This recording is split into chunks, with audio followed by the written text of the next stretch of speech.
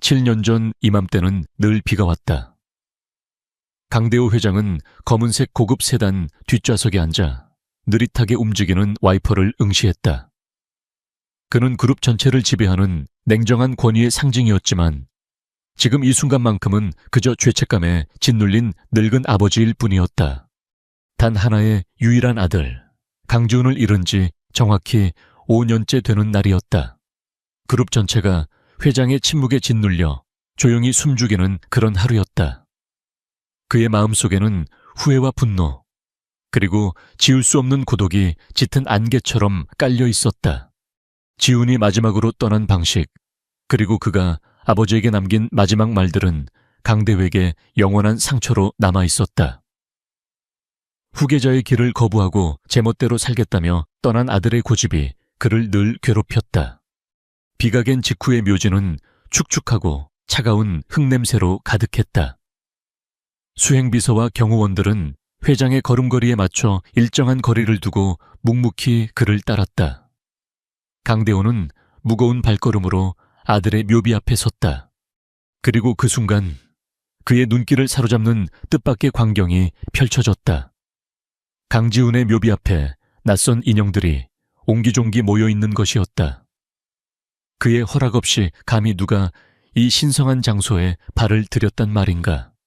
한 여인이 검소한 검은색 코트 차림으로 무덤 앞에 쪼그리고 앉아 있었다. 그녀의 등은 가늘었지만 왠지 모를 굳건함이 느껴졌다. 그리고 그녀의 곁에는 3명의 작은 아이들이 흙장난을 하고 있었다.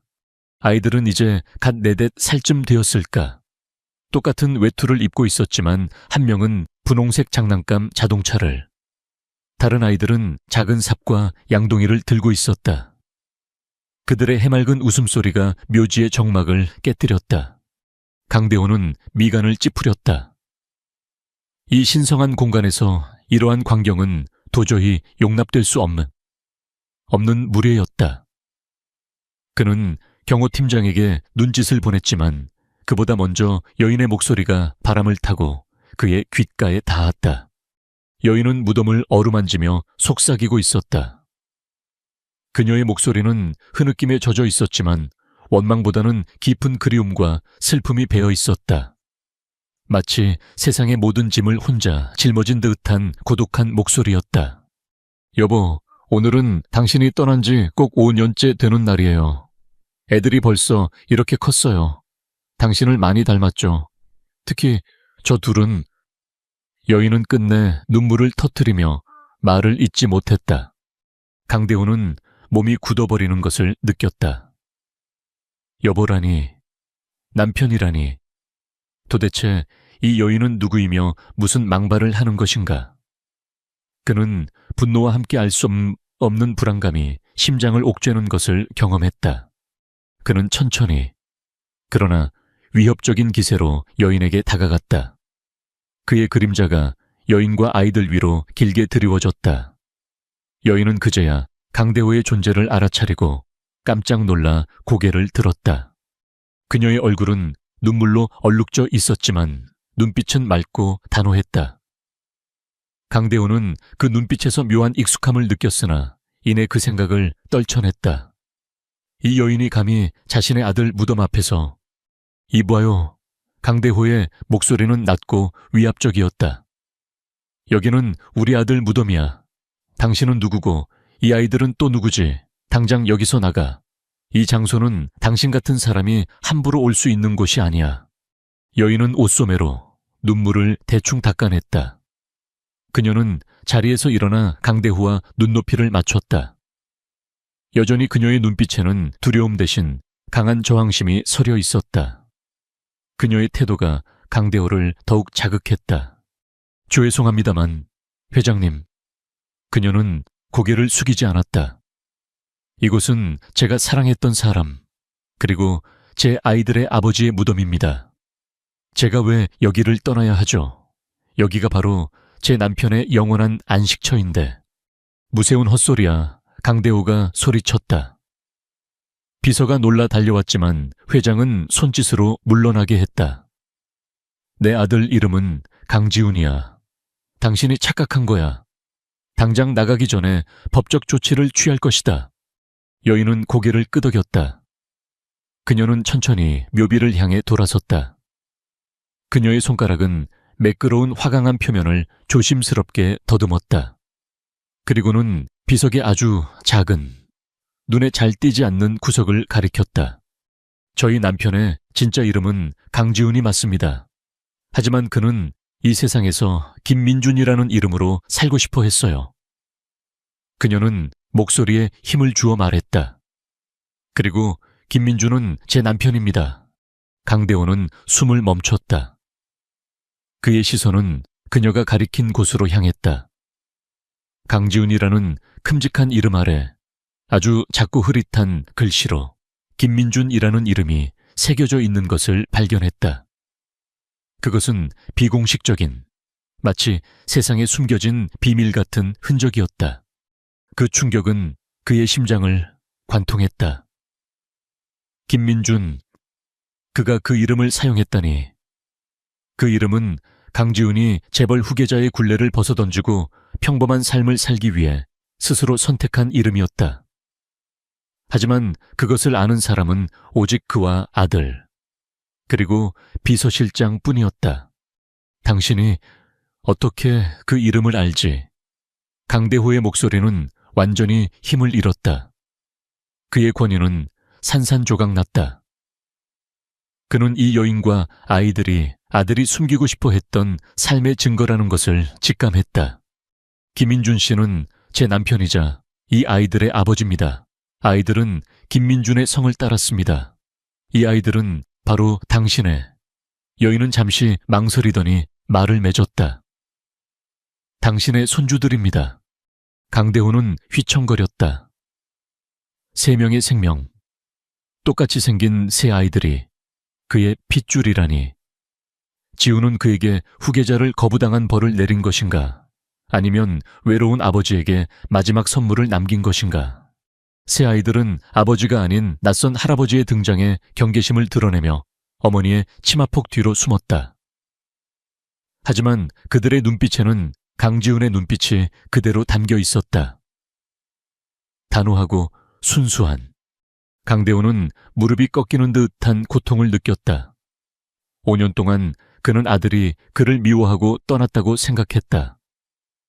하지만 아들은 숨겨진 삶 속에서 사랑하고 가족을 만들고 평범한 행복을 누리고 있었던 것이다. 그가 놓친 아들의 삶, 아들이 갈망했던 자유. 그것이 지금 세 아이와 한 여인의 모습으로 그의 앞에 나타났다. 그는 그들의 존재를 감당할 수 없었다. 이 모든 것이 그의 고집과 오만함 때문이었다. 비서실장은 회장의 무너지는 모습을 보며 다가섰다. 그는 여인에게 정중하게 고개를 숙였다. 일단 회장님을 모시고 돌아가겠습니다. 이 일은 저희가 따로 연락을 드리고 해결하겠습니다. 여인 이수아는 굳건한 눈빛으로 강대호를 바라보았다. 저희는 김민준 씨의 가족입니다. 해결해야 할 일이 있다면 당당하게 찾아오십시오. 하지만 저희는 회장님의 도움 같은 건 필요 없습니다. 이수아는 새 아이의 손을 잡고 묘지를 떠났다. 그녀의 뒷모습은 당당하고 흔들림이 없었다. 강대호는 그 모습을 멍하니 바라보았다. 마치 아들의 그림자가 그녀와 아이들을 통해 살아 움직이는 것 같았다. 그날 밤 강대호 회장은 단 한 번도 잠을 이루지 못했다. 수십 년간 쌓아 올린 그의 권위와 부는 한순간에 무의미해졌다. 그는 아들의 숨겨진 삶과 그 유산, 세 손주들의 존재 앞에서 무력했다. 그는 즉시 비서실장에게 이수아와 아이들에 대한 모든 것을 철저히 조사하라고 지시했다. 그의 명령은 단순한 호기심이 아니었다. 그것은 자신이 놓친 아들의 5년 세월을 되찾으려는 처절한 몸부림이었다. 이수아는 어떻게 김민준을 만났는가? 그들은 어떻게 사랑했는가? 그리고 세 아이들은 어떻게 태어났는가? 모든 질문들이 그의 머릿속을 폭풍처럼 휘몰아쳤다. 그 질문들의 해답은 오직 이수아만이 알고 있었다. 강대호는 이수아가 강씨 가문에 들어오지 않더라도 새 아이들은 반드시 강씨 가문의 핏줄로 인정받아야 한다고 생각했다. 그것은 아들에 대한 마지막 의무이자 그가 가진 유일한 구원일지도 모른다. 그의 결정은 단호했다. 그는 이수아가 거부하더라도 어떤 수를 써서라도 그녀와 아이들을 자신의 곁에 두어야 했다. 그것은 단순한 부와 명예의 문제가 아니었다. 그것은 생명과 연결된 유일한 끈이었다. 강대호는 창밖으로 흐르는 빗물을 응시했다. 마치 그 빗물이 그의 고독과 후회를 씻어내 줄 것처럼. 하지만 그는 알았다. 이 모든 고통은 시작에 불과하다는 것을. 이수아와 새 아이들이 가져올 폭풍우를 예감하면서도 그는 멈출 수 없었다. 강대호 회장의 조사는 즉각적이고 철저하게 진행되었다. 비서실장 최 실장은 베테랑답게 단 하루 만에 이수에 관한 모든 정보를 강 회장의 서재 책상 위에 올려놓았다. 서류철의 표지에 적힌 김민준의 그녀라는 부제는 강 회장의 마음을 아프게 찔렀다. 이수아, 32살의 평범한 싱글맘. 대학교를 졸업하자마자 작은 디자인 회사에 취직했지만 육아로 인해 경력이 단절되었다. 현재는 집 근처의 작은 아동복 매장에서 파트타임으로 일하며 새 아이를 키우고 있었다. 그녀의 배경은 너무나 평범해서 오히려 강대호에게 충격을 안겨주었다. 재벌가의 그림자조차 닿지 않는 삶. 부와는 거리가 먼 소박하고 고단한 일상이었다. 그들은 지훈이 그토록 원했던 평범함 그 자체였다. 그녀의 삶에는 화려함 대신 끈질긴 생명력이 있었다. 새 아이를 키우는 싱글맘으로서 겪었을 고난과 역경이 서류의 숫자로 기록되어 있었다. 강 회장은 서류에 찍힌 대출 기록과 저축액을 보며 가슴이 찢어지는 듯 했다. 내 아들이 남긴 아이들인데 왜 이런 삶을 살고 있는가? 그는 테이블을 3개 내리쳤다. 분노는 이수아가 아닌 자신의 무능함과 아들의 삶에 무관심했던 과거의 자신을 향했다. 서류철 속에서 김민준, 즉 강지훈과의 만남에 대한 짧은 요약이 눈에 띄었다. 지훈이 가출 후 사회복지센터에서 자원봉사를 하던 시기, 이수아는 그 센터의 프로그램을 통해 도움을 받던 미혼모였다는 내용이었다. 그들은 평범한 사람들의 세계에서 만났고 사랑했고 가족을 이루었다. 강지훈은 그곳에서 비로소 김민준이 되어 존재의 이유를 찾았던 것이다. 그의 삶은 강 회장이 제공했던 모든 것보다 훨씬 풍요로웠다. 강대호는 비서실장에게 이수아를 조용히 접촉할 것을 지시했다. 그의 목적은 명확했다. 아이들의 존재를 공식적으로 인정하고 그들에게 합당한 강씨 가문의 삶을 제공하는 것이었다. 며칠 후 이수아가 일하는 아동복 매장 근처의 한적한 카페에서 강대호와 이수아의 첫 대면이 이루어졌다. 강 회장은 격식 있는 양복 대신 비교적 평범한 코트를 입고 나왔지만 그의 위압적인 존재감은 여전했다. 이수아는 약속 시간에 정확히 나타났다. 그녀는 지난번 묘지에서와 마찬가지로 흐트러짐 없는 태도를 유지했다. 하지만 그녀의 눈빛에는 피로와 함께 강한 경계심이 서려 있었다. 강대호는 본론으로 들어갔다. 이수아 씨, 나는 강 회장이야. 당신이 내 아들 강지훈, 김민준의 부인이라는 사실을 확인했다. 그리고 새 아이들이 내 손주들이라는 것도 말이다. 이수아는 커피잔을 만지작거리며 말했다. 축하 말씀이라도 하시는 겁니까? 아니면 이제 와서 그 책임을 지시겠다는 건가요? 김민준 씨는 돌아가시기 전까지 단 한 번도 회장님을 언급하지 않았습니다. 그가 언급하지 않았다고 해서 내 책임이 사라지는 것은 아니지. 강대호는 낮은 목소리로 말했다. 나는 아이들을 강씨 가문으로 데려오고 싶네. 그들은 마땅히 최고의 환경에서 자라야 해. 최고의 환경이요. 그건 회장님 기준으로 최고의 환경일 뿐입니다. 이수아는 고개를 들었다. 아이들에게 필요한 건 돈이나 화려한 배경이 아니라 안정적이고 평범한 엄마의 사랑입니다. 김민준 씨도 그걸 원했습니다. 강 회장은 그녀의 단호함에 놀랐다. 그는 수십 년간 수많은 사람들을 만났지만 부와 권력 앞에서 이토록 흔들림 없는 사람을 본 적이 없었다. 그녀는 재산 분배에 대한 욕심조차 보이지 않았다. 나는 당신에게 이혼이나 양육권 포기를 요구하는 것이 아닐세. 강 회장이 말을 이었다. 당신도 아이들과 함께 강 씨 가문의 보호를 받게 될 것이다. 우리는 당신에게 부족함 없는 생활을 제공할 것이다. 이수아는 씁쓸하게 웃었다. 보호요. 김민준 씨는 회장님의 보호를 피해 김민준이라는 이름으로 살았습니다. 그가 그토록 벗어나고 싶어 했던 세상으로 아이들을 다시 데려가고 싶지 않습니다. 이수아 씨, 현실을 보게 새 아이들은 보통의 아이들이 아니야. 강 씨 가문의 핏줄이라는 것만으로도 수많은 위험에 노출될 수 있어. 그리고 당신 혼자 그들을 키우는 건 너무 힘든 일이야. 힘든 건 당연합니다. 하지만 저는 제 힘으로 버틸 수 있습니다.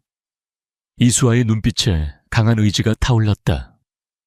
회장님, 아이들을 위한 최선의 선택은 김민준 씨의 바람대로 평범하게 사는 것입니다.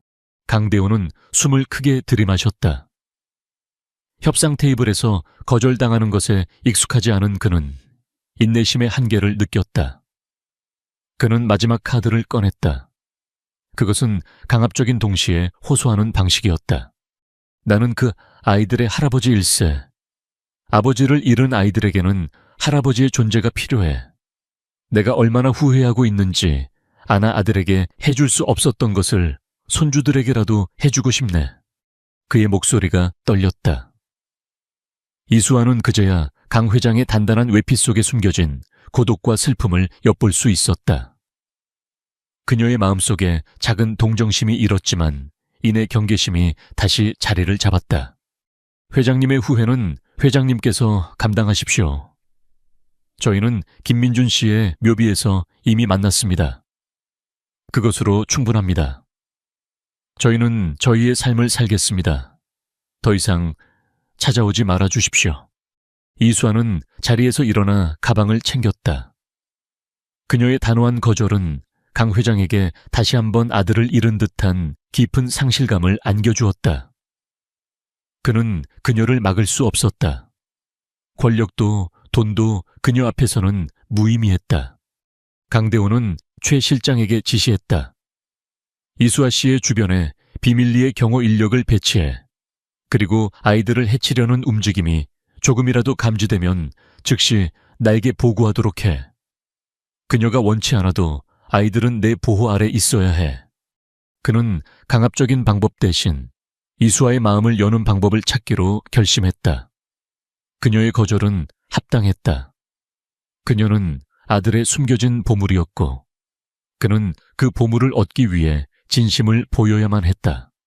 며칠 후 강 회장은 직접 이수아의 집 근처에 나타났다. 그는 낡은 놀이터 벤치에 앉아 새 아이들이 뛰어노는 모습을 지켜보았다. 이수아는 아이들의 뒤를 그림자처럼 따라다니며 보살폈다. 한 아이가 넘어지자 이수아는 재빨리 달려가 안아주었다. 그녀의 따뜻한 손길과 다정한 목소리가 아이의 울음을 멈추게 했다. 강 회장은 그 모습에서 지훈이 그토록 원했던 가족의 온기를 느꼈다.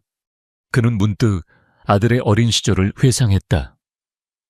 바쁜 사업 때문에 지훈에게 한 번도 따뜻하게 무릎을 꿇고 눈을 맞춘 적이 없었다는 것을 깨달았다. 그는 그저 엄격한 아버지이자 그룹의 후계자를 키우는 스승이었을 뿐이었다. 그날 저녁 강 회장은 이수아를 찾아가지 않았다. 대신 그는 최 실장을 통해 서류 하나를 전달했다. 그것은 강지훈 유족을 위한 임시 후견인 및 생활보조 협약서였다. 협약서에는 이수아와 아이들에게 일체의 재정적 지원을 제공하지만 그녀의 생활 방식이나 아이들의 양육 방식에 간섭하지 않는다는 내용이 명시되어 있었다. 심지어 그녀가 언제든지 거절할 수 있는 조항까지 포함되어 있었다. 이수아는 그 서류를 읽고 혼란스러워했다. 이것은 강압적인 요구가 아니라 마치 한 발 물러선 어른의 간절한 호소처럼 느껴졌다. 특히 아이들에게 해줄 수 없었던 아버지의 역할을 대신하고 싶다는 강 회장의 송을씨 메모가 그녀의 마음을 흔들었다. 하지만 그녀는 여전히 경계심을 풀 수 없었다. 재벌가의 돈과 권력은 언제나 평범한 사람들의 삶을 망가뜨려 왔다.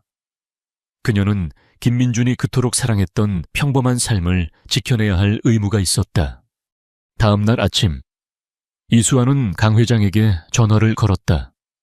그녀는 잠시 망설이더니 말했다. 회장님, 저는 회장님의 제안을 받아들일 수 없습니다. 하지만 딱 한 가지 제안을 드리고 싶습니다. 말해보게. 강 회장은 심장이 뛰는 것을 느꼈다. 저희 아이들은 아빠가 남긴 추억 외에는 아무것도 모릅니다. 만약 회장님께서 정말 아이들의 할아버지로서 다가오고 싶으시다면 저희가 사는 동네, 저희가 가는 놀이터에서 김민준의 아버지로서 다가와 주십시오. 저택으로 가는 건 아직은 안 됩니다. 이수아의 제안은 강 회장에게는 모욕적일 수도 있었다. 하지만 그는 이 기회를 놓치고 싶지 않았다. 그는 세상의 모든 부와 권력을 가진 사람임에도 불구하고 이제 낡은 놀이터 벤치에 앉아 손주들을 만날 수 있는 평범한 할아버지의 역할을 구걸해야 했다. 조다, 이수아 씨. 당신의 제안을 받아들이지. 나는 이제 김민준의 아버지로 그 아이들을 만날 것이다. 언제부터 시작하면 될까? 강 회장의 목소리에는 미세하지만 진심 어린 떨림이 있었다. 이수아는 잠시 침묵하다가 말했다. 이번 주 일요일 오후 2시 놀이터에서 뵙겠습니다. 하지만 제가 아이들의 엄마로서 하는 모든 결정에 간섭하지 않겠다는 약속을 해주십시오. 약속하지. 강대호는 그 말을 마치고 전화를 끊었다. 그는 텅 빈 집무실에 앉아 깊은 생각에 잠겼다. 잃어버린 아들의 삶이 이제 세 손주와 한 여인을 통해 그의 삶으로 다시 돌아오고 있었다.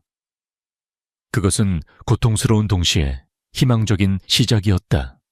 일요일 오후 2시. 이수아와 아이들이 자주 찾는 동네 놀이터. 강대호 회장은 약속 장소에 도착해 자신의 모습을 확인했다. 수백만 달러짜리 양복 대신 그는 실장이 급히 준비한 짙은 남색 캐시미어 코트와 단정한 바지를 입고 있었다. 그의 차는 몇 블록 떨어진 곳에 주차되어 있었고 경호원들은 눈에 띄지 않게 배치되었다.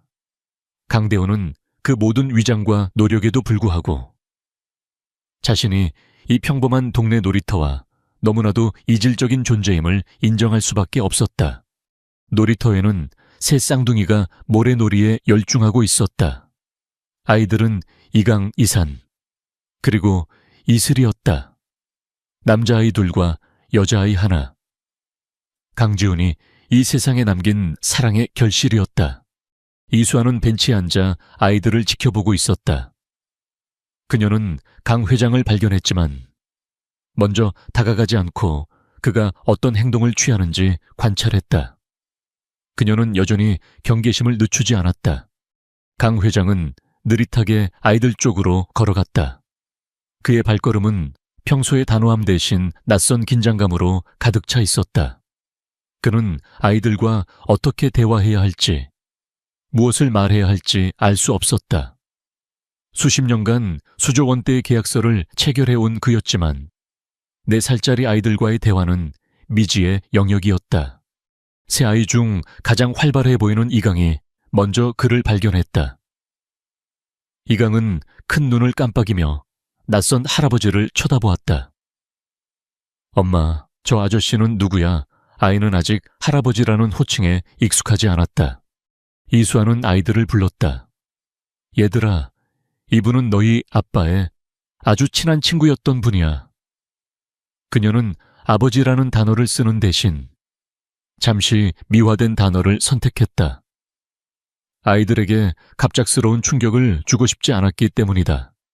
강대호는 그 말을 듣고 가슴이 쓰렸지만 이수아의 결정에 간섭하지 않겠다는 약속을 지키기 위해 침묵했다.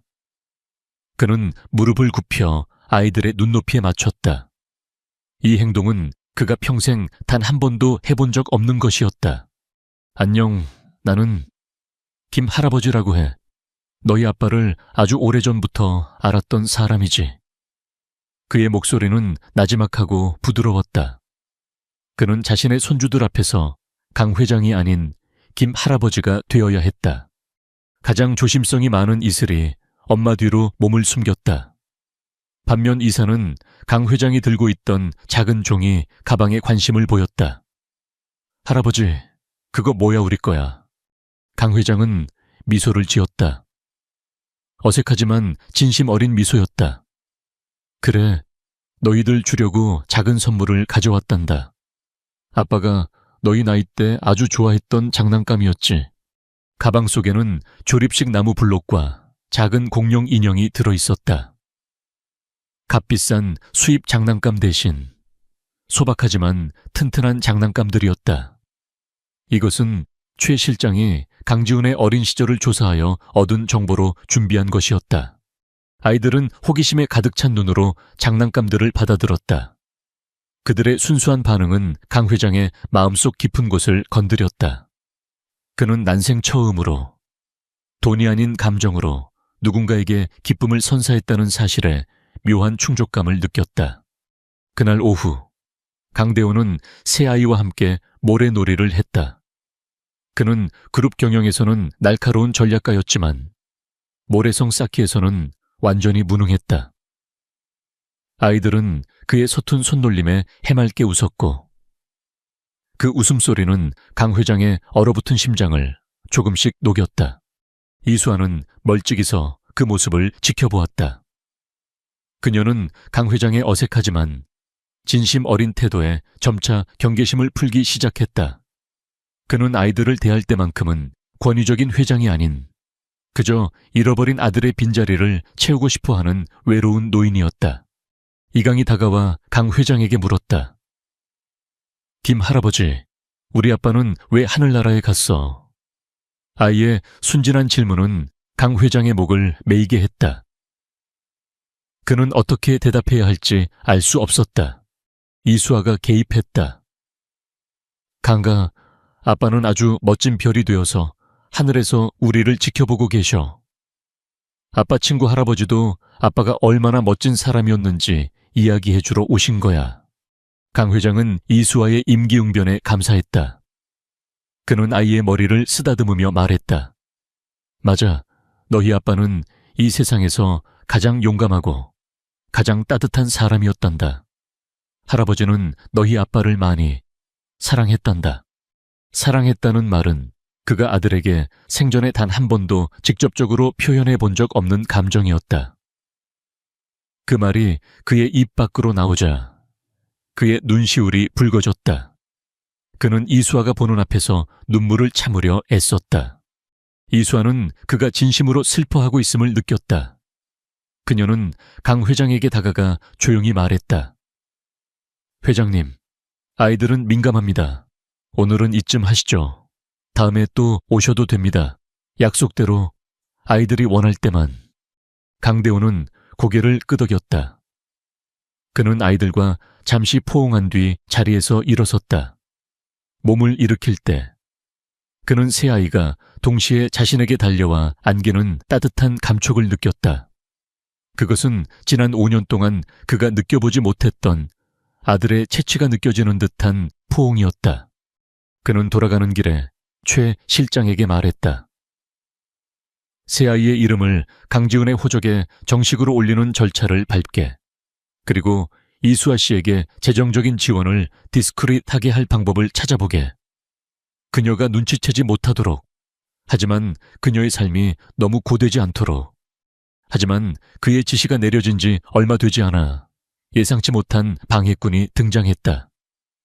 강 회장의 조카이자 강지훈이 갑자기 사라진 후 그룹 경영권 승계를 노리고 있던 강성호 상무였다.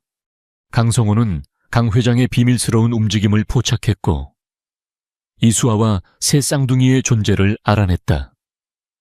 강성호의 정보원들은 이수아의 집 주변을 맴돌기 시작했다.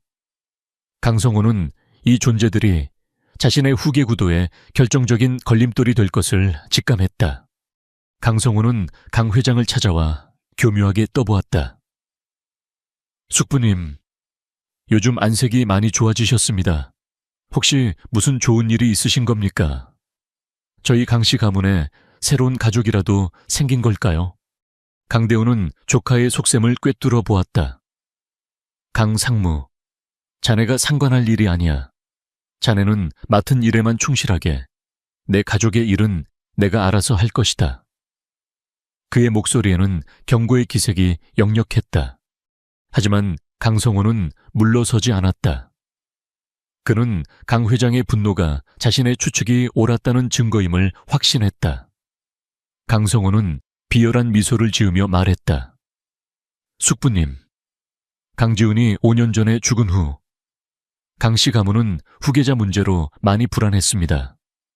갑자기 나타난 정체불명의 아이들과 여인이 가문을 흔들어서는 안 됩니다.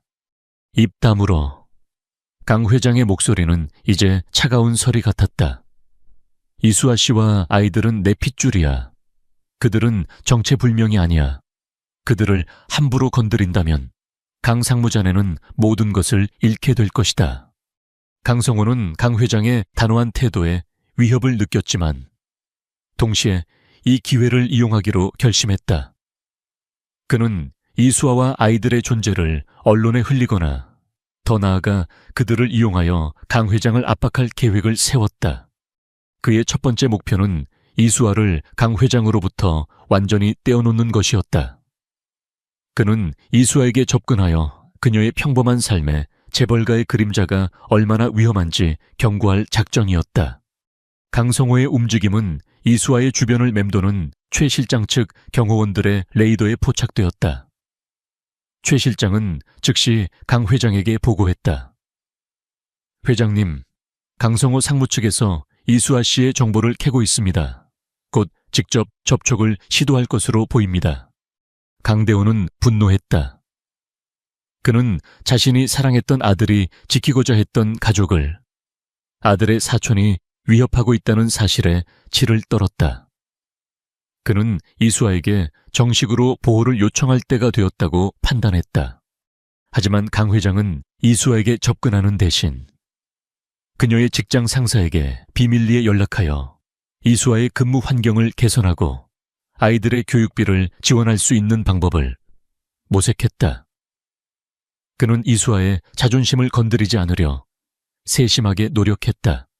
이수아는 어느 날 갑자기 자신의 급여가 2배로 인상되고 아이들의 어린이집 비용이 전액 지원된다는 사실을 알게 되었다. 그녀는 의아해했지만 이것이 강 회장의 배려라는 것을 짐작할 수 있었다. 그녀는 고뇌에 빠졌다.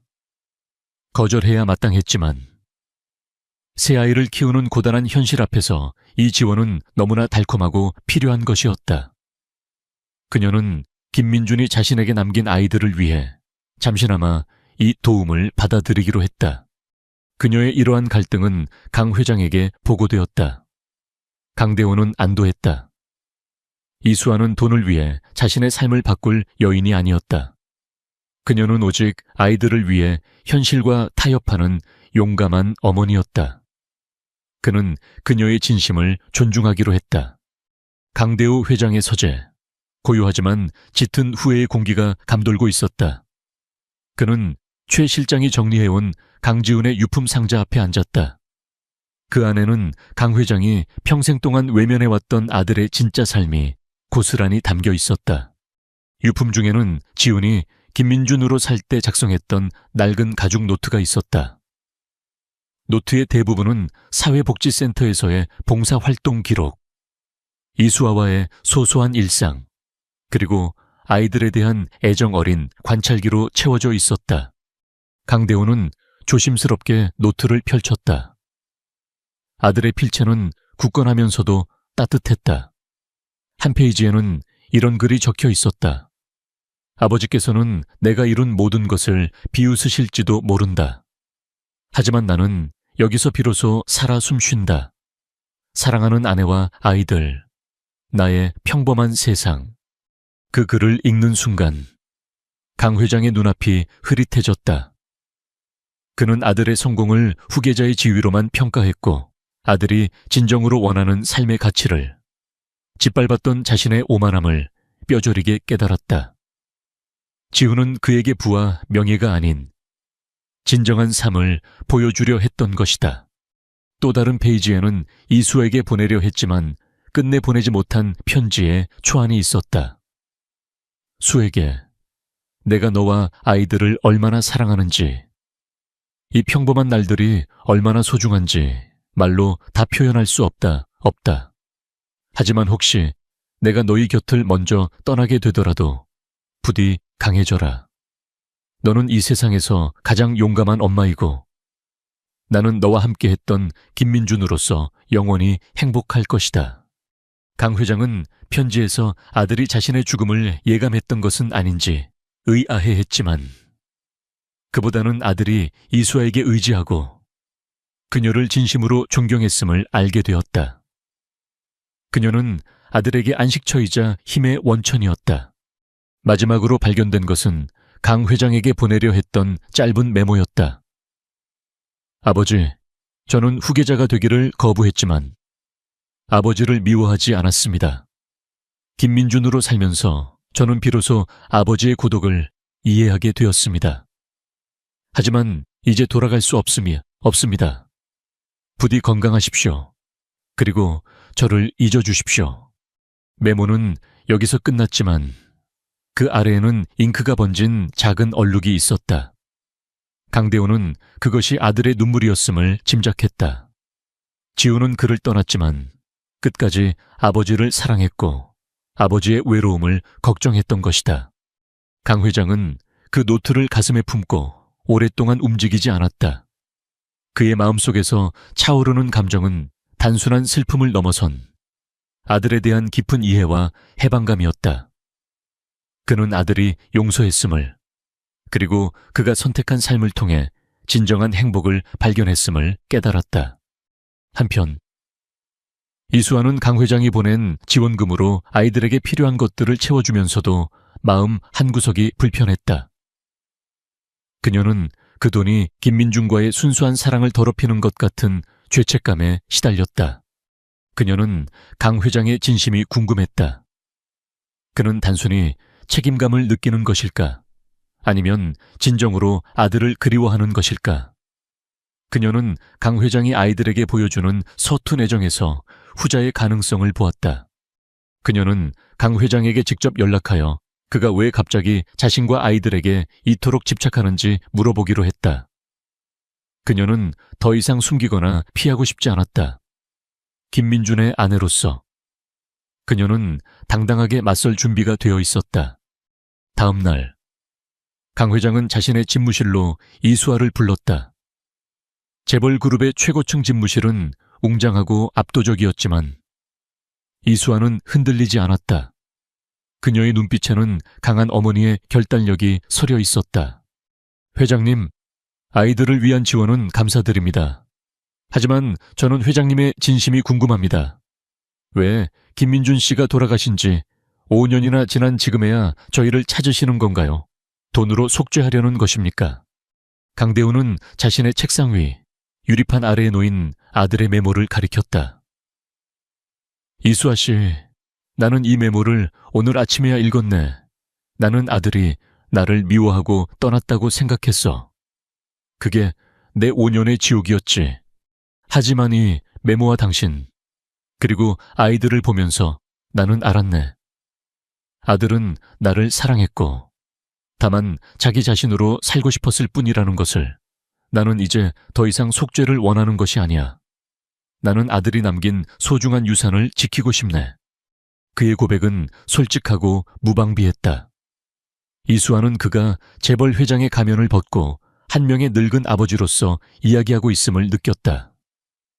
그녀는 그의 눈빛에서 깊은 고독과 슬픔을 읽어냈다. 저는 김민준 씨를 진심으로 사랑했습니다. 그가 가진 배경이나 돈에 대해서는 아무것도 몰랐습니다. 그가 저에게 고백했을 때 저는 다만 그가 자신의 가족이 필요했던 외로운 남자임을 알았습니다. 이수아의 목소리가 떨렸다. 그녀는 울지 않으려 애썼지만 김민준의 기억이 그녀를 압도했다. 저는 회장님의 돈이나 도움을 원치 않습니다. 하지만 회장님께서 아이들의 할아버지가 되어주시겠다는 진심만큼은 받아들이겠습니다. 그것이 김민준 씨의 마지막 바람이었을지도 모르니까요. 강 회장은 자리에서 일어나 이수아에게 다가갔다. 그는 그녀의 어깨를 조심스럽게 잡고 말했다. 고맙네, 이수아 씨. 당신은 강지훈에게 그리고 나에게 구원이야. 하지만 이 세계는 당신이 생각하는 것보다 훨씬 위험해. 그는 강성호 상무의 움직임을 언급하며 이수아가 강씨 가문의 울타리 안으로 들어와야 하는 이유를 설명했다. 강성호는 내 아들의 유산을 노리고 있어. 당신과 아이들의 존재가 공표되는 순간 그들은 표적이 될 것이네. 나는 당신에게 이 저택에 영원히 살라고 요구하지 않아. 하지만 최소한 아이들이 안전해질 때까지 일시적으로만이라도 이 저택의 부속 건물에 머물러 주게. 강씨 가문의 보호 아래에서 말이야. 아이들의 안전을 위해서라도. 이수아는 망설였다. 재벌가의 저택, 그 화려함과 권위가 그녀의 소박한 삶을 망가뜨릴까 두려웠다. 하지만 강 회장의 눈빛에서 그녀는 진심 어린 걱정을 읽었고 아이들을 향한 위협에 대한 경고를 무시할 수 없었다. 알겠습니다. 회장님, 아이들의 안전이 최우선입니다. 저는 아이들과 함께 회장님의 부속 건물로 들어가겠습니다. 하지만 단 하나의 조건이 있습니다. 저는 회장님의 돈으로 아이들을 키우지 않을 것입니다. 저는 계속해서 제 일을 할 것이고 제 삶의 방식을 존중해 주셔야 합니다. 강대호는 환한 미소를 지었다. 그것은 사업상의 승리에서 나오는 미소가 아니었다. 그것은 잃어버렸던 가족을 되찾은 할아버지의 미소였다. 좋네, 이수아 씨. 나는 당신의 강인한 모습을 존경해. 우리는 당신과 아이들의 삶을 존중할 것이네. 언제든지 원하는 대로. 며칠 후 이수아와 새 쌍둥이는 강 회장 저택의 부속 건물로 이사했다. 그곳은 본체와 분리된, 하지만 엄격하게 보호되는 공간이었다. 이수아는 이 거대한 저택의 그림자 아래에서 김민준이 그토록 지키고 싶어 했던 평범한 삶을 지키려 노력했다. 하지만 그녀는 알았다. 강성호의 시선이 어디선가 자신들을 노려보고 있다는 것을. 그녀의 고독한 싸움은 이제부터 시작이었다. 강씨 가문의 울타리 안에서 그녀는 외로운 전쟁을 준비해야 했다. 강대호 회장의 저택, 청남제의 부속 건물, 이수아는 새아이 이강, 이산, 이슬과 함께 그곳에서의 첫날 밤을 보냈다. 부속 건물은 일반적인 주택보다 훨씬 호화로웠지만 본체에서 풍겨나오는 재벌가의 차갑고 딱딱한 분위기와는 분리되어 있었다. 아이들은 새로운 환경에 호기심을 보였지만 곧 익숙한 모래 놀이터와 친구들을 그리워했다. 이수아는 아이들의 불안감을 달래주기 위해 더욱 열심히 웃고 놀아주었다. 그녀는 이 거대한 저택 안에서 김민준이 그토록 사랑했던 소박한 평화를 지켜내기 위해 분투했다. 다음 날 아침, 이수아는 본체의 정원에서 강대호 회장과 마주쳤다. 강 회장은 아침 산책 중이었고 이수아는 아이들을 데리고 부속 건물 주변을 걷고 있었다. 강 회장은 아이들에게 다가갔지만 아이들은 낯선 환경 탓인지 다소 경계하는 기색이었다. 이강과 이사나, 이슬아, 어젯밤 잘 잤니? 할아버지가 너희들에게 보여줄 멋진 정원이 있단다.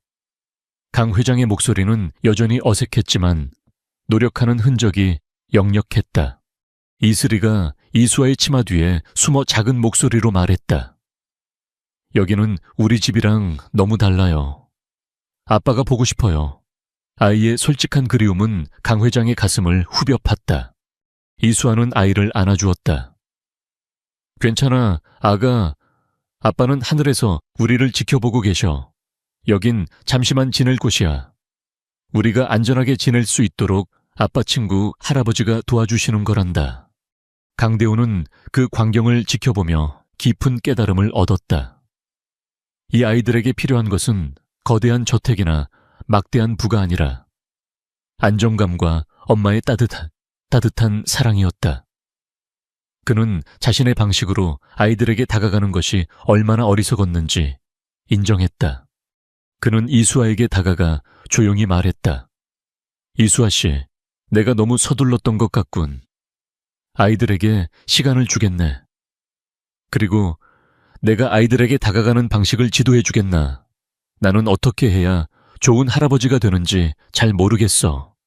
이수아는 놀랐다. 강 회장과 같은 거물이 자신의 서툰 모습을 인정하고 도움을 요청하리라고는 상상도 못했다.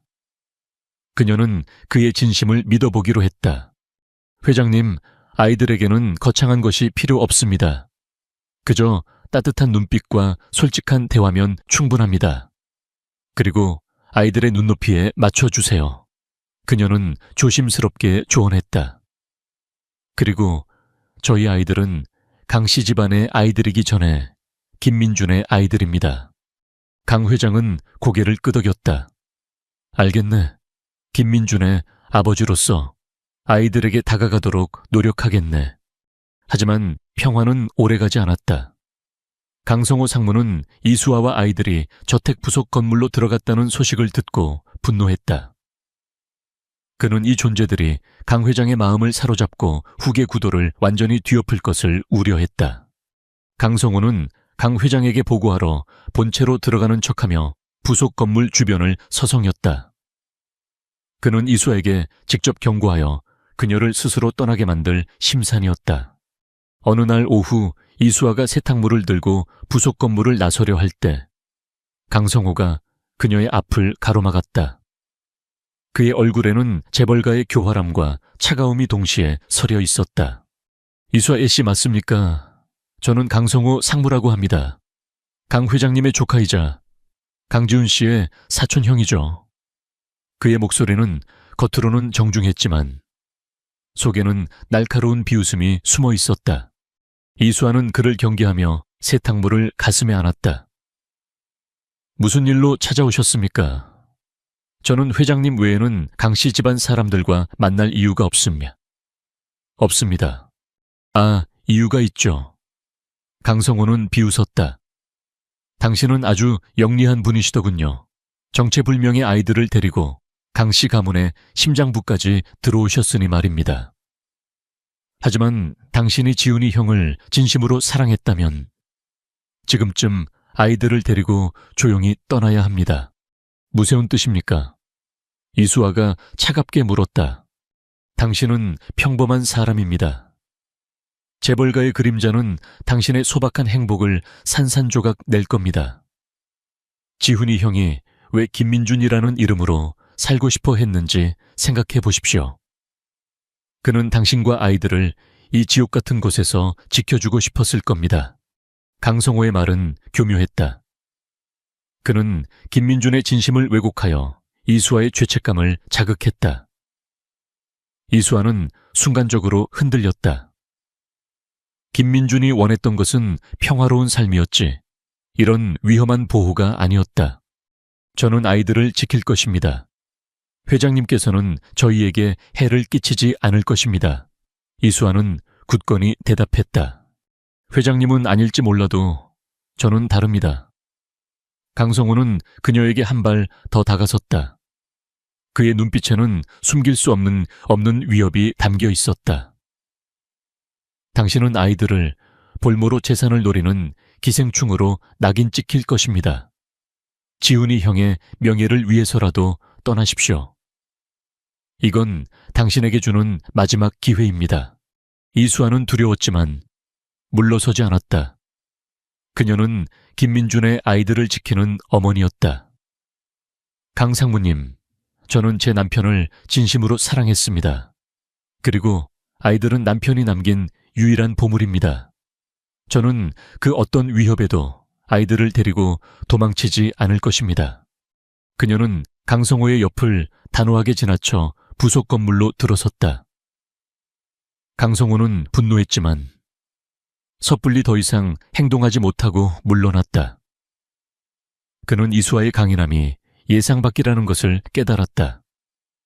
그녀는 보통의 연약한 싱글맘이 아니었다. 이 일은 즉시 최 실장을 통해 강 회장에게 보고되었다. 강대호는 서재에서 강성호에게 불호령을 내렸다. 그는 조카의 비열함에 치를 떨었다. 강성호 당장 이수아 씨와 아이들 주변에서 물러서 네가 감히 내 손주들을 위협해 단 한 번만 더 그들을 건드린다면 네가 가진 모든 것을 잃게 될 것이다. 강 회장의 목소리는 분노로 떨렸다. 강성호는 전화 너머로 비굴하게 변명했지만 강 회장은 그의 말을 듣지 않았다. 하지만 강성호는 여기서 멈추지 않았다. 그는 강 회장의 분노가 오히려 이수아에 대한 집착을 증명한다고 판단했다. 그는 더 큰 그림을 그리기 시작했다. 강 회장은 이수아의 불안감을 없애주기 위해 더 많은 시간을 아이들과 함께 보냈다. 그는 서툰 솜씨로 아이들에게 나무 블록을 가르치고 정원에서 꽃들을 소개해 주었다. 새 쌍둥이는 서서히 이 김 할아버지의 서투른 애정에 마음을 열기 시작했다. 특히 이슬이는 강 회장의 곁을 떠나지 않았다. 그녀는 강 회장의 품에 안겨 김민준이 좋아했던 동요를 불러달라고 졸랐다. 강 회장은 눈물을 머금고 어릴 적 지훈에게 불러주었던 노래를 불러주었다. 그 순간 지훈의 그림자와 아이들의 순수한 영혼이 강 회장의 마음속에서 하나로 이어졌다. 이수아는 그 모습을 보며 안도했다. 강 회장은 아이들에게서 아버지의 빈자리를 채우려 노력하고 있었고 아이들은 그에게서 진정한 가족의 따뜻함을 되돌려주고 있었다. 그들의 관계는 재벌과 보통 사람의 관계가 아닌 고독한 노인과 순수한 손주들의 관계로 발전하고 있었다. 하지만 이수아의 마음속에는 여전히 하나의 의문이 남아 있었다. 김민준의 갑작스러운 죽음, 강성호의 위협적인 태도. 과연 김민준의 죽음이 정말 단순한 교통사고였을까?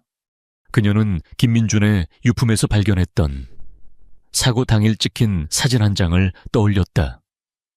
그 사진에는 김민준이 평소와 다르게 불안해하는 모습과 그의 차 주변을 맴도는 낯선 검은색 세단에 희미한 그림자가 담겨 있었다. 그녀는 직감했다. 무언가 숨겨져 있었다. 강대호 회장과 이수아는 아이들의 안전 문제로 인해 잦은 접촉을 이어갔다.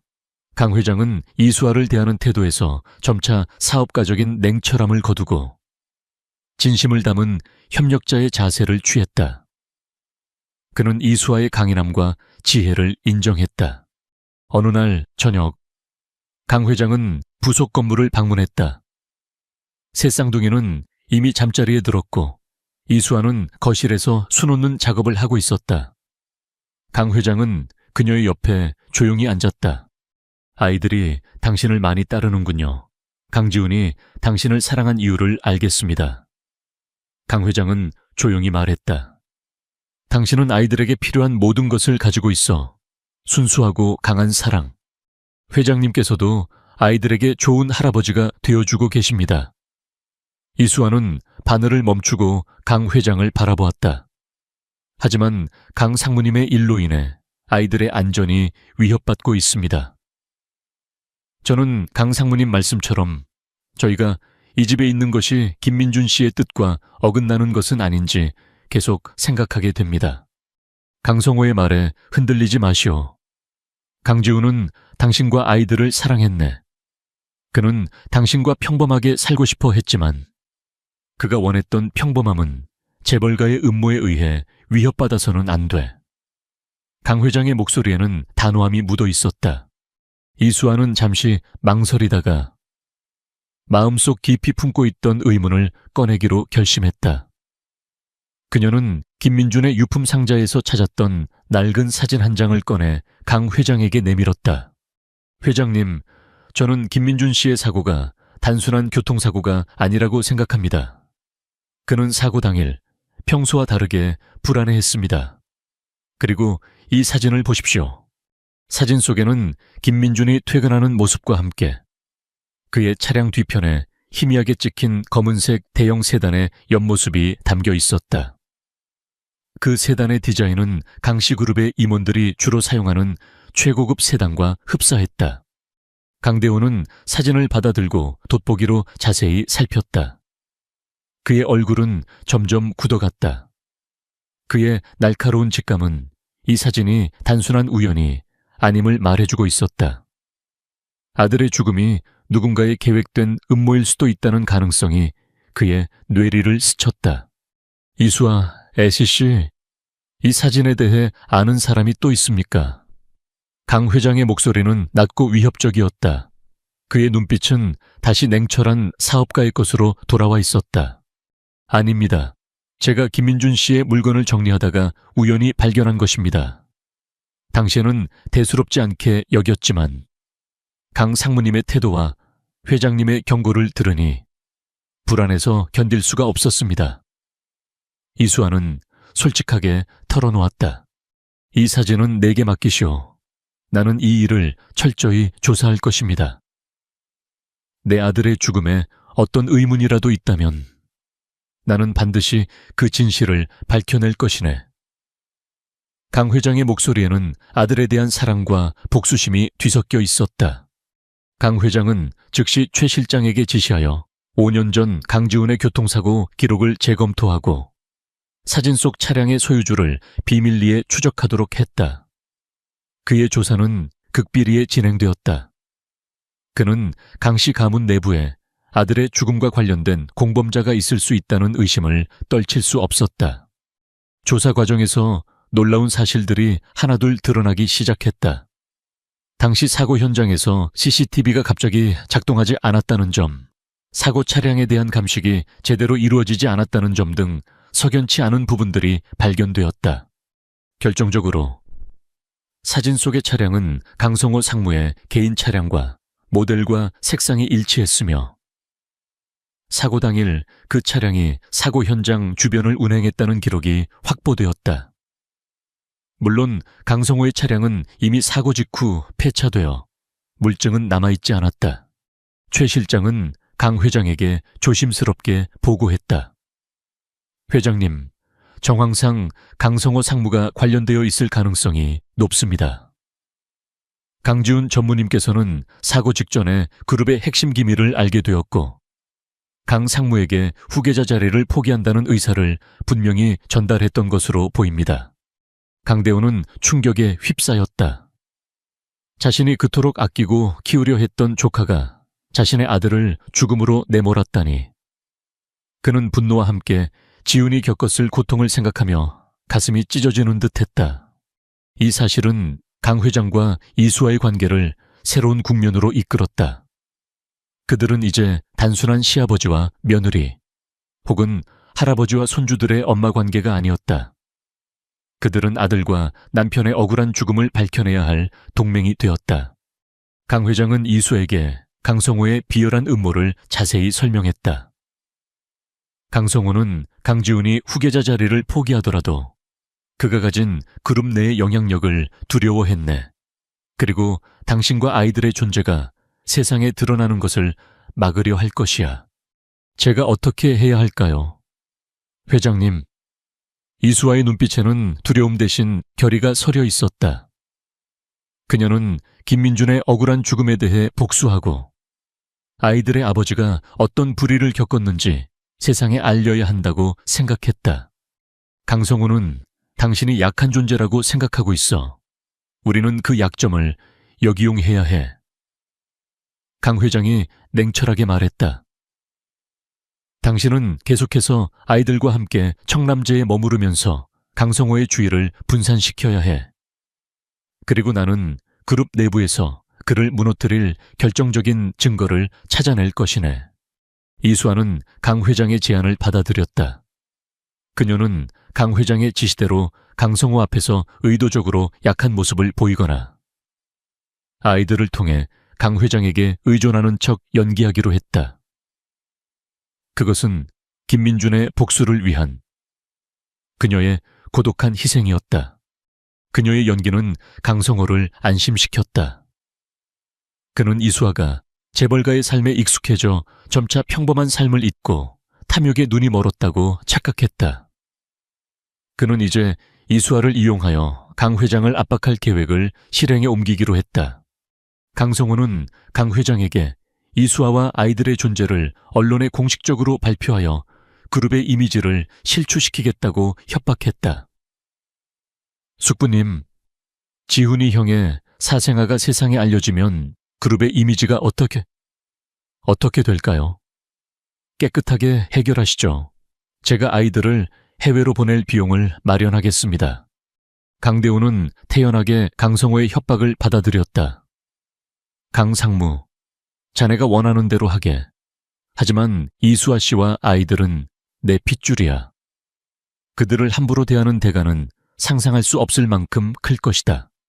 강 회장은 강성호에게 시간을 벌어주었고 그 사이에 그는 그룹 내부의 감사팀을 동원하여 강성호의 비자금 조성 및 배임 혐의를 입증할 결정적인 증거들을 확보하기 시작했다.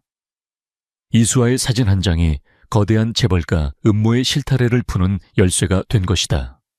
밤이 깊어지자 강 회장은 다시 부속 건물을 찾았다. 그는 이수아에게 따뜻한 차를 내밀며 말했다. 힘들겠지만 조금만 더 견뎌주시오. 강지훈이 우리에게 준 마지막 숙제일세.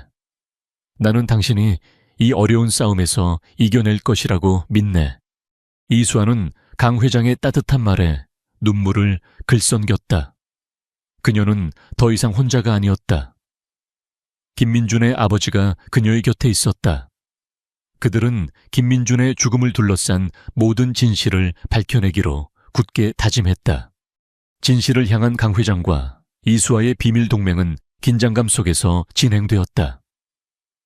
강 회장은 외부적으로 강성호 상무와의 경영권 다툼에서 밀리는 듯한 약한 모습을 보였고 이는 강성호에게 오만함을 불어넣었다. 강성호는 자신이 승기를 잡았다고 확신하며 이수아를 이용한 최후의 압박을 준비했다.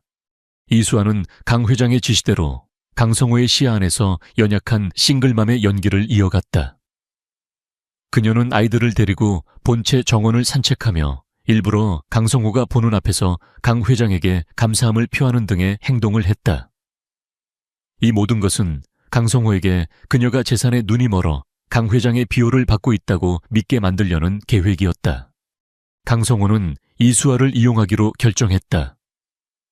그는 이수아에게 접근하여 그녀의 아이들을 볼모로 삼는 비열한 협박을 실행에 옮겼다. 어느 날 오후, 강성호는 이수아가 홀로 아이들을 재우고 있을 때 부속 건물로 찾아왔다. 그는 차가운 미소를 지으며 이수아에게 녹음 파일을 하나 들려주었다. 그것은 강 회장과 강성호가 경영권 문제를 두고 다투는 내용이 담긴 조작된 대화 파일이었다. 이수아, SC, 강 회장님은 당신과 아이들을 이용하고 있을 뿐입니다. 당신이 우리 가문의 경영권 싸움에 희생양이 되는 것을 원치 않습니다. 강성호는 위선적인 태도를 취했다. 제가 당신에게 큰 돈을 줄 테니 아이들을 데리고 조용히 해외로 떠나십시오. 그 돈으로 아이들을 평생 편안하게 키울 수 있을 겁니다. 이수아는 녹음 파일을 들으며 심장이 쿵 내려앉는 듯 했지만 평정심을 유지하려 애썼다. 그녀는 강 회장이 자신에게 모든 것을 이야기했음을 알고 있었다. 그녀는 연약한 목소리로 떨리는 척 연기했다. 저는 돈 때문에 여기에 있는 것이 아닙니다. 김민준 씨의 가족이기 때문에 여기에 있는 겁니다. 강 상무님 말씀이 사실이라면 저는 회장님께 배신당한 기분이 들어요. 그녀는 눈물을 글썽이며 강성호의 동정심을 유발하려 했다. 강성호는 이수아의 반응을 보고 만족했다. 그녀가 무너지고 있다고 생각한 것이다. 그는 결정적인 한 수를 던졌다. 당신은 어머니입니다. 아이들의 안전이 중요하지 않습니까? 당신이 떠나지 않는다면 나는 당신과 아이들의 존재를 언론에 폭로할 것입니다. 당신은 돈을 노리는 불순한 여자로 낙인 찍힐 것이고 아이들은 사생아라는 꼬리표를 달고 살게 될 겁니다. 강성호는 조용하지만 날카롭게 위협했다. 더 나아가 이 거대한 집 안에서 아이들에게 무슨 일이 일어날지 아무도 장담할 수 없습니다. 안전을 위해 떠나십시오. 이것은 어머니로서의 마지막 선택입니다. 이수아는 이 순간이 자신에게 주어진 가장 큰 시련임을 깨달았다. 아이들을 볼모로 한 협박은 그녀의 가장 연약한 부분을 건드렸다. 그녀는 온몸이 떨리는 것을 느꼈지만 동시에 김민준의 억울한 죽음을 떠올렸다. 그녀는 고개를 들고 강성호의 눈을 똑바로 쳐다보았다. 강 상무님, 저는 당신의 제안을 받아들일 수 없습니다. 저는 김민준 씨의 아내로서, 아이들의 엄마로서 제 남편이 어떤 삶을 살았고 어떻게 죽었는지 세상에 알릴 것입니다. 그것이 아이들에게 물려줄 수 있는 가장 큰 유산입니다. 그녀의 단호함에 강성호는 당황했다. 그는 이수아가 이 정도로 강하게 나올 줄은 예상하지 못했다. 당신이 후회하게 될 겁니다. 강성호는 차갑게 경고하며 자리를 떠났다. 이수아는 강성호가 사라지자마자 강 회장에게 연락했다. 그녀는 강성호의 협박 내용을 자세히 전달하며 이제는 최종적으로 움직여야 할 때임을 알렸다. 강 회장은 이수아의 용기와 결단력에 감동했다. 이수아 씨, 당신은 강지훈이 선택한 사람답게 용감하오. 이제 때가 되었네. 내일 아침 나는 이 사진 앞에서 모든 것을 폭로할 것이네. 다음 날 아침 강 회장은 그룹의 정기 이사회에 참석했다. 이사회는 강성호가 주도하는 강 회장 불신임 안건을 논의하는 긴장된 분위기였다. 강성호는 자신이 확보한 강 회장의 비리 의혹 자료를 내세우며 강 회장을 궁지로 몰아 넣으려 했다. 강 회장님께서는 최근 사적인 문제, 특히 강지훈 전무의 사생아 문제로 인해 그룹의 이미지를 실추시키고 계십니다. 강성호는 이수아와 아이들의 존재를 조롱 섞인 단어로 언급했다. 강 회장님은 이제 그룹을 이끌어갈 능력을 상실하셨습니다. 지금 당장 사임하십시오. 강 회장은 강성호의 조롱에도 불구하고 침착함을 유지했다. 그는 자리에서 일어나 모든 이 사진을 둘러보았다. 그의 눈빛에는 단호함과 슬픔이 동시에 서려 있었다. 나는 오늘 그룹의 회장으로서가 아니라 한 아이의 아버지로서 이 자리에 섰습니다. 강 회장은 연설을 시작했다. 강성호 상무가 언급한 강지훈의 아이들은 나의 자랑스러운 손주들입니다. 나는 그들을 사랑합니다. 그리고 나는 오늘 이 자리에서 강지훈의 죽음에 얽힌 진실을 밝힐 것입니다. 강 회장은 최 실장이 확보한 모든 증거, 즉 강지훈의 사고 기록 재검토 보고서, 사진 속 차량의 운행 기록, 그리고 강성호의 비자금 조성 및 배임 혐의에 대한 감사 보고서를 이사회 테이블 위에 올려놓았다. 강지훈은 단순한 사고로 죽은 것이 아닙니다. 그는 그룹의 후계자 자리를 거부하고 평범한 삶을 살려 했으나 강성호 상무의 비열한 음모로 인해 살해당했습니다. 강 회장은 강성호가 자신의 권력을 위해 아들을 희생시키고 이제는 아들이 남긴 유일한 가족까지 위협했다는 사실을 낱낱이 폭로했다. 그는 아들의 죽음이 후계 구도와 관련된 비극이었음을 공개적으로 인정했다. 강성호는 얼굴이 창백해졌고 이사회장은 충격과 공포로 술렁였다. 그는 자리에서 뛰쳐나가려 했으나 미리 배치된 보안 요원들에게 제지당했다. 숙부님 아닙니다. 이건 모두 조작입니다. 강성호는 발악했지만 증거는 명확했다. 특히 비자금 조성 혐의는 그를 법적으로 궁지에 몰아넣기에 충분했다. 강 회장은 마지막으로 아들의 유품에서 발견된 메모를 꺼냈다. 그는 떨리는 목소리로 아들의 마지막 심경을 읽었다. 저는 아버지를 미워하지 않았습니다. 김민준으로 살면서 저는 비로소 아버지의 고독을 이해하게 되었습니다. 나는 이 메모를 너무 늦게 보았네. 나의 오만함이 아들을 죽음으로 내몰았어. 하지만 이제 나는 강지훈의 마지막 유산을 지킬 것입니다. 그의 아내 이수아 씨와 세 아이들. 이수아는 부속 건물에서 이사회 생중계를 지켜보고 있었다. 강 회장의 눈물과 고백, 그리고 아들의 억울함을 풀기 위한 용감한 행동을 보며 그녀는 뜨거운 눈물을 흘렸다. 그녀의 남편, 김민준의 명예가 드디어 회복되는 순간이었다. 강성호는 그 자리에서 체포되었고 그룹은 일대 혼란에 빠졌다. 하지만 진실의 폭로는 강 회장에게 다시 한번 그룹을 통제할 힘과 무엇보다 아들의 가족에 대한 정당성을 안겨주었다.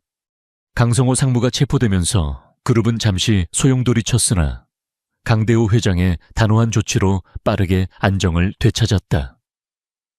언론은 강씨 그룹의 비극적인 후계 구도와 관련된 충격적인 진실을 대서특필했고 이수아와 새 쌍둥이의 존재는 세간의 뜨거운 관심을 받았다. 그러나 강 회장은 외부의 모든 간섭으로부터 그들을 철저히 보호했다. 진실이 밝혀진 후 이수아는 강 회장의 집무실을 다시 찾았다. 그녀는 더 이상 경계심을 품은 채 서 있지 않았다. 그녀의 눈빛은 비록 슬픔을 담고 있었지만 남편의 억울함이 풀린 것에 대한 감사의 빛으로 빛났다. 회장님, 강성호 상무님의 죄를 밝혀주셔서 감사합니다. 김민준 씨는 이제 편안히 잠들 수 있을 겁니다. 이수아는 고개를 숙였다. 강 회장은 그녀를 바라보며 잔잔한 미소를 지었다. 내가 해야 할 일이었네. 나는 당신 덕분에 강지훈이 원했던 삶의 진실을 알게 되었고 아들의 죽음에 대한 진실까지 밝힐 수 있었어. 오히려 내가 당신에게 감사해야 할 일이지.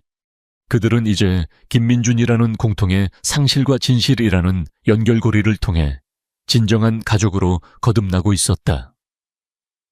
강 회장은 이수아를 며느리로 대하기 시작했고 이수아는 그를 시아버지로 존경했다. 하지만 강 회장은 이수에게 더 큰 짐을 안겨주었다. 이수아 씨, 나는 그룹 전체를 정화하고 다시 세우는 데 모든 힘을 쏟을 것이네. 하지만 나는 이미 늙었어. 강지훈이 남긴 세 아이들은 이제 정식으로 강씨 가문의 핏줄로 등록될 것이네. 나는 그 아이들이 강지훈의 목까지 그룹의 미래를 이끌어주기를 바라네. 이수아는 놀랐다. 그녀는 아이들이 강 회장의 보호를 받기를 원했지만 다시금 후계자의 굴레를 씌우는 것은 김민준이 그토록 거부했던 삶이었다. 회장님, 저는 아이들이 김민준 씨처럼 평범하게 살기를 바랍니다. 회장님의 바람은 김민준 씨의 뜻과 어긋납니다. 나도 알아. 하지만 세상은 강성우 같은 사람으로 가득 차 있어. 강 회장의 목소리는 단호했다.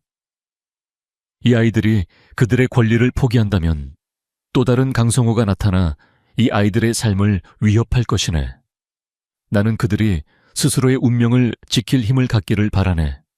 강 회장은 이수에게 강지훈이 남긴 미공개 유언장을 보여주었다.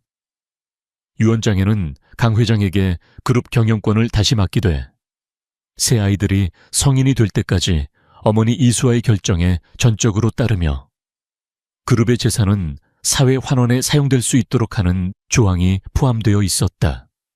강지훈은 당신에게 아이들의 삶을 스스로 결정할 권한을 남겼네. 그리고 내게는 그 아이들이 안전하게 성장할 수 있도록 보호할 의무를 남겼지.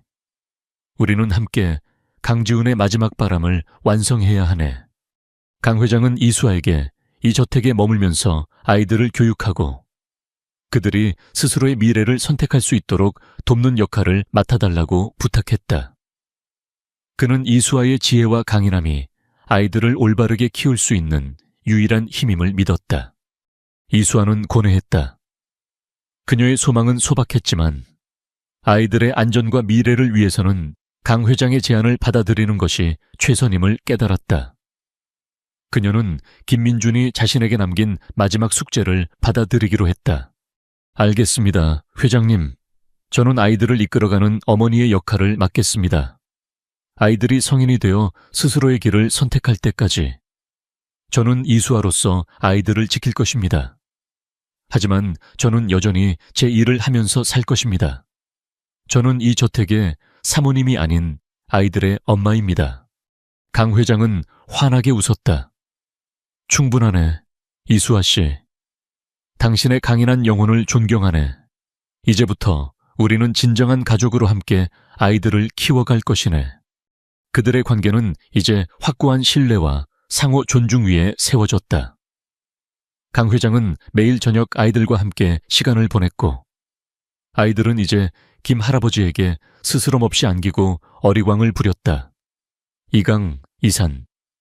이슬의 해맑은 웃음소리가 5년 만에 청남제를 가득 채웠다. 강 회장은 이수아에게 강지훈의 따뜻한 마음을 물려받았고 이수아는 강 회장에게서 삶의 안정감을 얻었다. 그들은 서로의 결핍을 채워주는 존재가 되었다. 이수아는 여전히 파트타임으로 일했던 아동복 매장에 나가 일을 했다. 강 회장은 그녀의 결정을 존중했고 최 실장을 통해 그녀의 직장 환경을 비밀리에 개선해 주었다. 이수아는 육아와 일을 병행하며 자신의 정체성을 잃지 않으려 노력했다. 어느 날 이슬이가 강 회장에게 물었다. 할아버지, 왜 우리 아빠는 강지훈이 아니고 김민준이었어요? 강지훈은 나쁜 사람이에요. 강 회장은 이슬이를 안아 올리고 부드럽게 대답했다. 아니다, 아가야. 강지훈도 김민준도 모두 너희 아빠였단다. 강지훈은 할아버지가 지어준 이름이고 김민준은 너희 아빠가 스스로 선택한 이름이야. 너희 아빠는 세상의 가장 낮은 곳에서 가장 아름다운 행복을 찾고 싶어 했단다. 김민준은 너희 엄마를 만나 가장 소중한 보물, 바로 너희 새 쌍둥이를 얻었지. 너희 아빠는 이 세상에서 가장 용감하고 멋진 사람이었어. 그는 세상의 권력 대신 진정한 사랑을 선택한 사람이란다. 강 회장의 설명을 들은 이슬이는 고개를 끄덕였다. 그녀는 이제 아빠가 2개의 이름을 가진 특별하고 용감한 영웅이라는 것을 깨달았다. 이수아는 강 회장의 진심 어린 대화를 들으며 눈물을 흘렸다. 그는 이제 아들의 삶을 진정으로 이해하고 존중하고 있었다. 그녀는 김민준이 선택한 아버지, 그리고 아이들의 할아버지가 이토록 훌륭한 사람이라는 것에 감사했다. 강 회장과 이수아는 아이들의 교육 방식에 대해 많은 대화를 나누었다. 강 회장은 아이들에게 최고의 명문 교육을 시키려 했지만 이수아는 아이들에게 인성과 사회성을 먼저 가르쳐야 한다고 주장했다.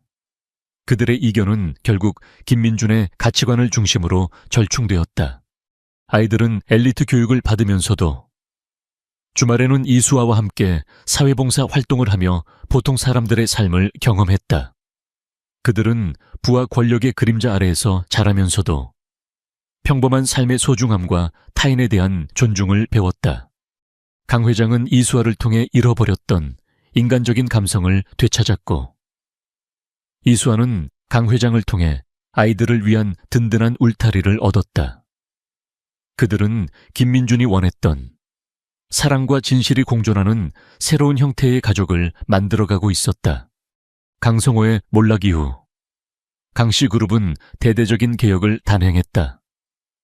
강대호 회장은 아들 강지훈이 생전에 관심을 가졌던 사회공헌 분야에 그룹의 자산을 대규모로 투자하기 시작했다. 그는 이수아와 긴밀히 협력하여 김민준의 이름으로 청소년과 미혼모를 위한 복지재단을 설립했다. 이는 아들의 명예를 회복하는 동시에 그가 갈망했던 사회적 가치를 실현하는 방식이었다. 이수아는 재단의 실무를 맡아 진행했다. 그녀의 경험과 진심은 재단을 빠르게 성장시켰다. 그녀는 재벌가의 며느리라는 이름 대신 재단 대표 이수아라는 새로운 이름으로 사회에 기여하기 시작했다. 강 회장은 그녀의 활동을 전적으로 지지했다. 어느 날 이수아는 재단 설립 서류를 검토하던 중 김민준이 작성했던 오래된 자원봉사 기록을 발견했다. 그 기록에는 그가 생전에 해결하려 했던 한 가지 미스터리가 담겨 있었다. 그것은 강성호 상무의 비자금 조성에 대한 최초의 단서였다. 기록에 따르면 김민준은 자원봉사를 하던 중 우연히 강성호가 그룹의 공익재단을 이용하여 비자금을 세탁하는 정황을 포착했다. 그는 아버지에게 피해가 갈까 두려워 직접 나섰지만 결국 강성호의 방해와 위협에 직면했던 것이다. 김민준은 후계자 자리를 포기한 것이 아니라 그 비리를 파헤치기 위해 스스로 강씨그룹의 그림자에서 벗어나 김민준으로 숨어들었던 것이다.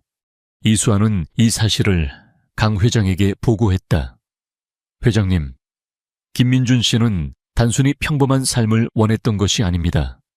그는 강성호 상무님의 비리를 알고 그것을 막기 위해 스스로 몸을 숨겼던 것입니다.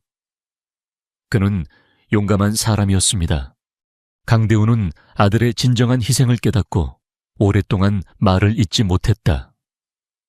아들이 재벌가의 권력 다툼을 벗어나려 했다는 사실에 안도했던 자신의 생각 자체가 오만이었음을 깨달았다. 강지우는 그가 알았던 것보다 훨씬 강하고 정의로운 사람이었다. 내 아들은 나보다 훨씬 훌륭했어. 강 회장은 눈물을 흘렸다. 나는 그에게 사업가의 냉철함만을 가르쳤지. 정의로움을 지키는 용기를 가르치지 못했어. 이수아 씨, 당신이 내 아들에게 진정한 가치를 가르쳐 주었군. 이수아는 조용히 강 회장의 어깨를 토닥였다. 그녀는 김민준의 억울함이 완전히 풀리고 그의 용기가 마침내 아버지에게 전달되었다는 사실에 감사했다. 강성호에 대한 법적 처벌은 진행 중이었으나 그는 교묘하게 증거를 인멸하고 변호사를 동원하여 자신의 죄를 경감시키려 했다. 강 회장은 강성호가 재판에서 풀려나 다시 위협을 가할 가능성을 우려했다. 이때 이수아는 한 가지 결단을 내렸다. 그녀는 강성호의 비리를 알고 있는 결정적인 내부 증인을 찾아낼 수 있었다. 그 증인은 과거 강성호의 밑에서 일했던 비서였고 강성호의 압박 때문에 침묵하고 있었다. 이수아는 강 회장의 반대에도 불구하고 직접 그 비서를 찾아가기로 했다. 그녀는 비서를 만나 김민준이 강성호의 비리를 밝히기 위해 목숨까지 걸었다는 사실을 알리고 아이들을 위한 정의를 실현해달라고 간곡히 부탁했다. 당신이 지금 침묵한다면 강성호는 다시 세상으로 나와 또 다른 김민준을 만들 것입니다. 당신은 당신의 양심과 죄 없는 아이들의 아버지를 위해 용기를 내주십시오. 이수아의 진심 어린 호소와 눈물은 비서의 양심을 움직였다. 결국 그 비서는 재판에 증인으로 출석하여 강성호의 살인교사 및 비자금 조성에 대한 결정적인 증언을 했다. 강성호의 모든 죄는 낱낱이 밝혀졌고 그는 중형을 선고받았다. 김민준의 죽음을 둘러싼 모든 의문이 마침내 해소된 것이다. 이 사건은 강 회장과 이수아의 관계를 더욱 공고히 했다. 강 회장은 이수아의 용기와 지혜가 자신의 재력이나 권력보다 훨씬 강력하다는 것을 인정했다. 그는 그녀를 단순한 며느리가 아닌 그룹의 정신적 지주이자 아들의 유산을 완성하는 동반자로 인정했다. 한편 새 쌍둥이 이강, 이산, 이슬은 5살이 되어 유치원에 입학했다. 그들은 여전히 김 할아버지를 가장 좋아했고 강 회장은 아이들의 재롱을 보며 생애 마지막 행복을 만끽했다. 아이들은 강 회장에게는 기쁨을, 이수아에게는 희망을 선사했다. 강 회장은 아이들에게 물려줄 재산보다 정의로운 삶의 가치와 따뜻한 마음을 물려주고 싶어 했다. 그는 이수아에게서 배운 것들을 아이들에게 전수했다. 이수아는 아이들에게 아빠 김민준이 얼마나 평범한 삶을 사랑했고 얼마나 용감한 사람이었는지 끊임없이 이야기해 주었다. 아이들은 두 개의 이름, 강지훈과 김민준을 가진 아빠를 영원한 영웅으로 기억하게 되었다. 강성호의 처벌과 진실의 완전한 공개 이후 청남제에는 비로소 진정한 평화가 찾아왔다. 강대호 회장은 그룹 경영에서 한 발짝 물러나 이수아와 아이들과 함께 시간을 보내는 것에 집중했다. 그는 잃어버렸던 5년의 세월을 손주들의 해맑은 웃음소리로 채워나갔다. 강 회장의 변화는 놀라웠다. 냉정하고 권위적이었던 그는 이제 아이들의 유치원 발표회에 참석하고 서툰 솜씨로 낚시를 가르치는 따뜻한 할아버지가 되었다. 그는 이수아를 통해 인간적인 사랑의 의미를 다시 배웠다. 이수아는 김민준이 남긴 재단의 운영에 전념했다. 그녀는 강 회장이 제공하는 모든 재정적 지원을 받았지만 그 돈을 자신의 사치가 아닌 재단의 공익적 활동과 아이들의 교육에만 사용했다. 그녀는 여전히 소박하고 검소한 삶의 방식을 유지했다. 강 회장은 이수아의 헌신적인 삶의 태도를 존경했다. 그는 어느 날 이수아에게 그룹의 공익재단 이사장직을 제안했다. 이수아 씨, 당신이 강지훈의 유산을 가장 잘 이어받을 수 있는 사람이야. 당신의 진심과 용기가 그룹의 미래를 더 따뜻하게 만들 것이네. 이수아는 처음에는 거절했지만 강 회장의 간곡한 요청과 김민준의 유언에 따라 그 제안을 수락했다. 그녀는 재벌가의 회장 부인이 아닌 사회에 빛이 되는 공익재단의 리더가 되었다. 그녀의 삶은 김민준이 꿈꾸었던 가치들을 현실로 구현해냈다. 새 쌍둥이는 강 회장과 이수아의 사랑 아래 건강하고 밝게 성장했다. 그들은 할아버지의 강인함과 어머니의 따뜻함을 동시에 물려받았다. 이강은 정의로운 마음을 가진 리더로, 이사는 예술적인 감성을 지닌 창작자로, 그리고 이슬은 타인을 배려하는 따뜻한 마음을 가진 아이로 자라났다. 강 회장은 아이들의 성장 과정을 지켜보며 깊은 안정을 느꼈다. 그는 아들에게 주지 못했던 사랑을 손주들에게 쏟아부었고 그들의 행복이 자신의 마지막 사명임을 깨달았다. 그의 고독했던 삶은 이제 가족의 온기로 충만해졌다. 어느덧 세월이 흘러 강대호 회장은 노환으로 세상을 떠날 때가 되었다. 그는 마지막 순간 이수아와 새 손주들의 손을 잡았다. 그의 얼굴은 평화로웠다. 그는 아들에게 속죄했고 잃어버린 가족을 되찾았으며 아들의 억울함을 풀고 그룹의 미래를 안정시켰다. 이수아 씨, 고맙네. 당신은 나의 진정한 가족이었어. 아이들을 부탁하네. 그의 마지막 말은 감사가 아닌 깊은 사랑과 신뢰가 담긴 부탁이었다. 강 회장이 세상을 떠난 후 이수아는 아이들의 후견인으로서 그룹의 공익재단 운영에 더욱 매진했다.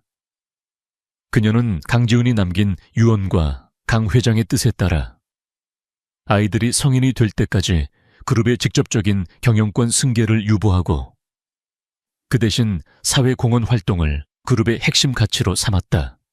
새 아이들은 성인이 되어 각자의 길을 선택했다. 그들은 강 회장이 물려준 그룹 경영권을 탐하기보다 어머니 이수아가 보여준 가치 있는 삶을 따랐다. 그들은 재산 대신 봉사와 나눔을 선택했던 아버지 김민준의 정신을 이어받았다. 이야기의 마지막 장면은 다시 그 묘지로 돌아간다. 맑게 갠 봄날, 이수아는 이미 장성한 새 아이와 함께 강지훈 김민준과 강대호 회장의 합장된 묘를 찾았다. 이제 이수아는 더 이상 눈물을 흘리지 않았다. 그녀는 묘비에 조용히 꽃을 놓았다. 두 개의 이름이 새겨진 묘비 아래 두 세대의 고독과 오해가 묻혀 있었다. 그리고 그 위에는 사랑과 이해, 용서로 맺어진 새로운 가족의 역사가 시작되었다. 여보, 그리고 아버님, 저희는 잘 지내고 있습니다. 이수아는 묘비를 어루만지며 속삭였다. 아이들은 아버님의 뜻대로 자신들의 길을 찾았습니다. 저희는 영원히 당신들의 사랑 속에서 살아갈 것입니다. 새 쌍둥이는 고개를 숙였다. 그들의 눈빛에는 강지훈의 순수함과 강대호의 강인함이 교차하고 있었다. 그들은 세상의 모든 부와 명예를 가질 수 있었지만 대신 인간적인 가치를 선택했다. 그들의 삶 자체가 아버지 강지훈, 김민준, 이 세상에 남긴 가장 아름다운 유산이었다. 이수아와 아이들은 묘지를 떠났다.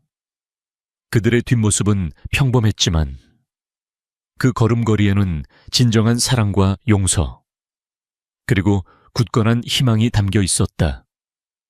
그들의 이야기는 비극에서 시작되었지만 결국 가장 따뜻하고 감동적인 가족의 이야기로 마무리되었다.